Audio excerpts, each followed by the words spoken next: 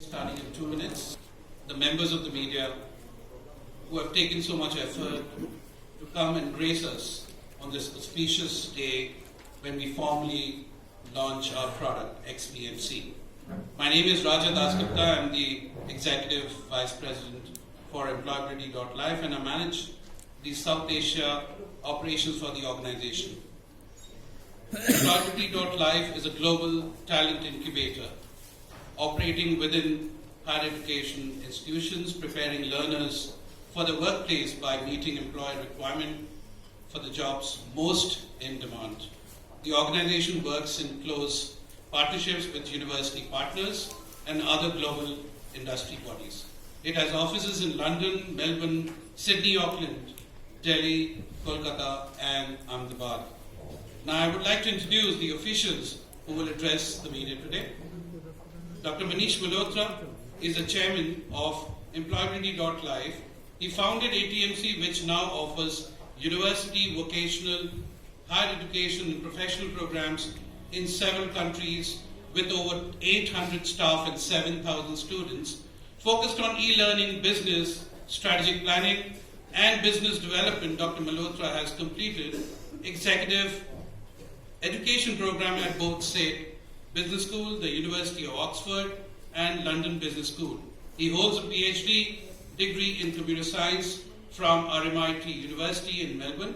He has developed this organization to provide public-private partnerships, localized businesses, community research, technology-based qualifications, and academic development programs, including scholarly activities. May I please invite Dr. Malhotra to be on the dais.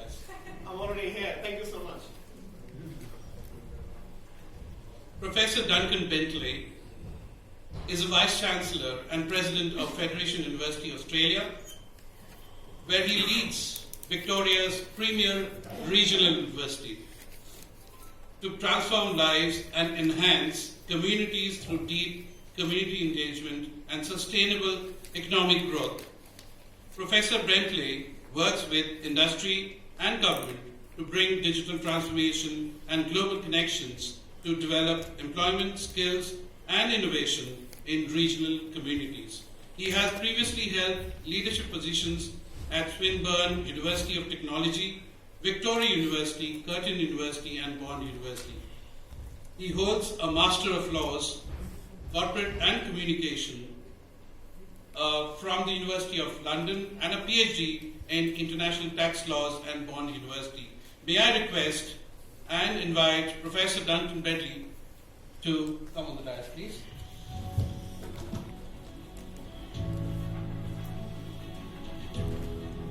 Ms. Caroline Chong is the Deputy Vice Chancellor, Global and Engagement at Federation University Australia. She has held leadership roles across range of portfolios at the Swinburne University of Technology, Victoria University, and RMIT University over the last 20 years, including most recently the Dean of Swinburne Global Education. She has been the chair of Victorian Cafe International and has extensive experience in growing vocational training and industry partnerships, including business-to-business education.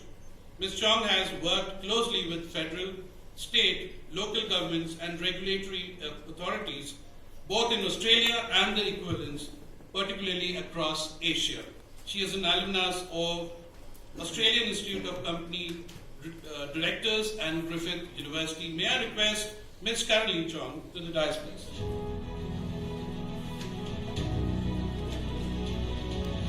Last but not least, Mr. Supriya Chaudhary. He is the CEO of Employability.life, which is built around experiential micro-credentials, XBMC, that bring agile project experiences to higher education and produce data-rich assessments for the learner's workplace readiness. He has over 30 years of global experience in workforce education through various roles within higher education, professional education, and policy advocacy sectors. Mr. Chaudhary has previously held leadership positions at ATMC Australia, EEMUA, Global Learning Network, USPIRE, Westminster's Kingsway College, London School of Accountancy and Management. He's an alumnus of UCL, Birkbeck, University of London, Rabindra Bharati University, Kolkata, University of Calcutta, and NIIT. May I request Mr. Chaudhary to come on the dais, please.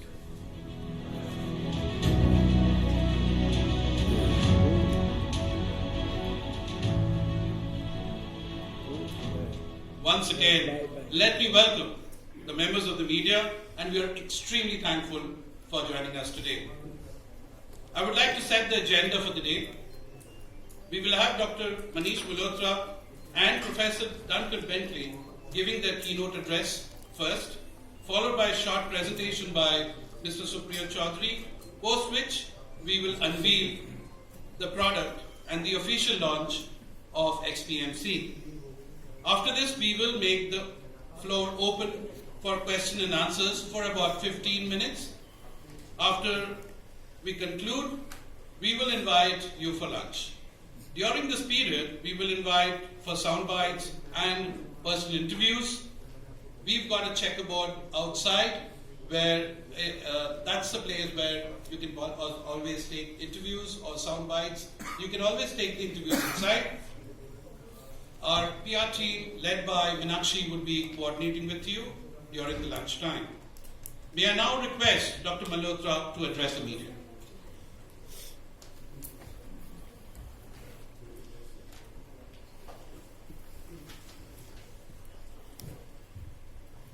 Thank you, Rajan. Thanks everyone for coming. It's great to have so many of you here. So good morning, everyone. I welcome you all on behalf of our team that is gathered here from UK, Australia, and of course India. Let me start by giving a disclaimer that this is not another education degree launch. Okay, it's not another foreign university tying up in India for setting up a college, or it's not another research partnership between public and private sector. So as a matter of fact, this is not even close to all of that. Because this is, what we are doing today is not just about the education. Why we are here today is to talk about the education that is connected to the employability.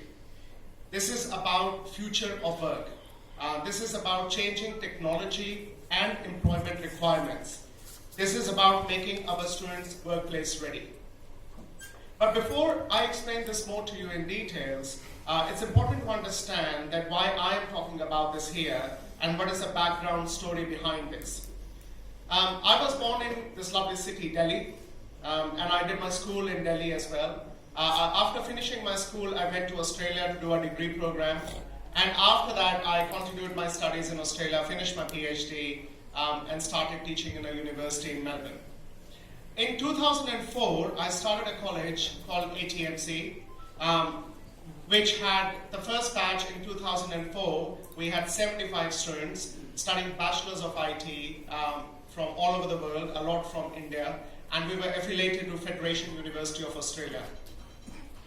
And by 2019, in 2019, we were the largest university partnership in Australia with over 5,500 students, international students studying in Australia.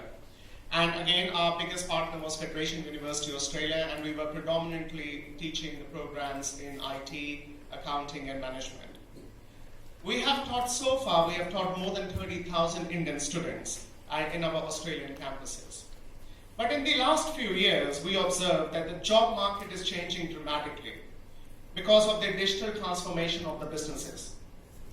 Well, the problem is not new. It did exist in the past as well, but now the problem has just grown exponentially. I remember that back in 2001, I remember there was a big demand of truck drivers in Perth, and which is a mining town in Australia, a big city which has connection to all the big mines. And I recall that year, that's when I first started doing my computer science job. I recall that the truck drivers in Perth were getting more salaries than a doctor in Australia. And that was very lucrative. But if you look now, 20 years after that, everything's changed.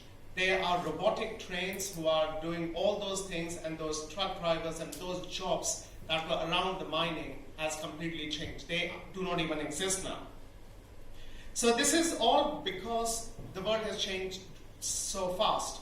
We are right in the middle of Industry 4.0 right now. From banks to bricks and mortar retailers, everyone is now substantially investing into digital transformation. And with this further advancement of machine learned system, Internet of Things, space exploration, and augmented reality, it is going to be a completely new world. And this new world will have new jobs, something that we even do not know what the jobs will be in the future.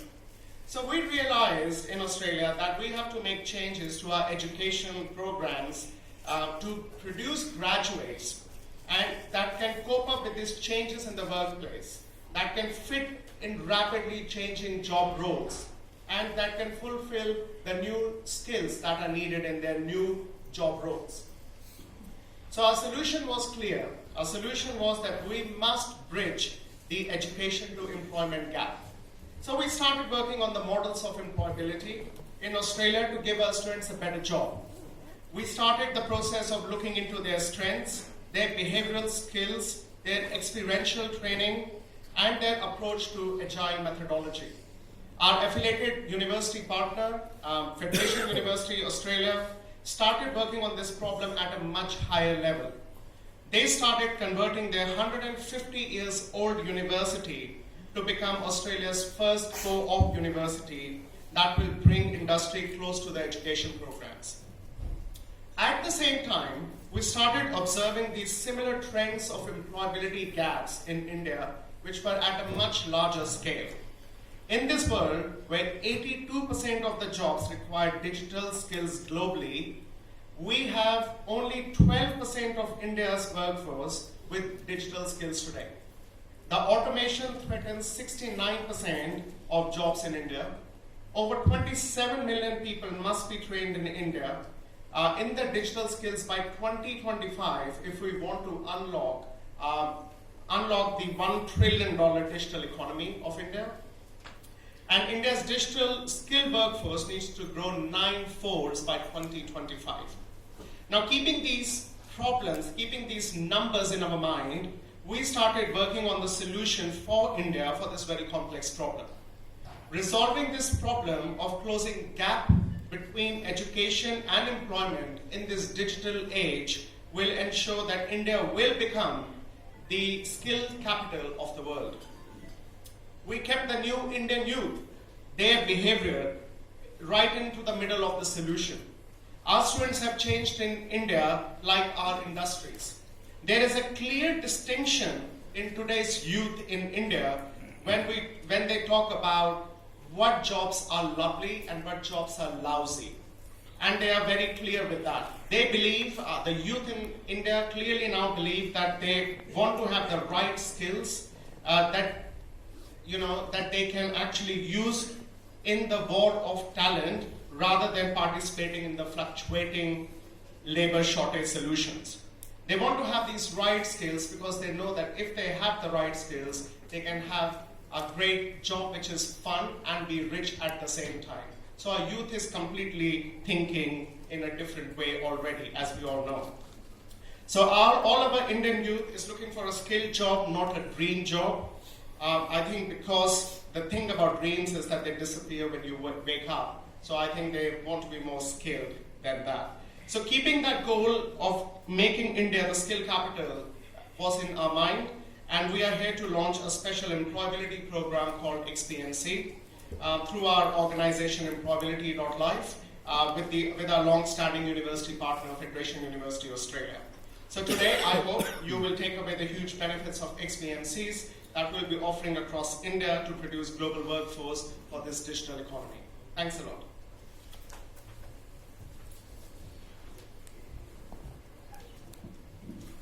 Thank you, Dr. Malhotra. And that was really enriching. Now I would like to request Professor Duncan Bentley to address the media, please.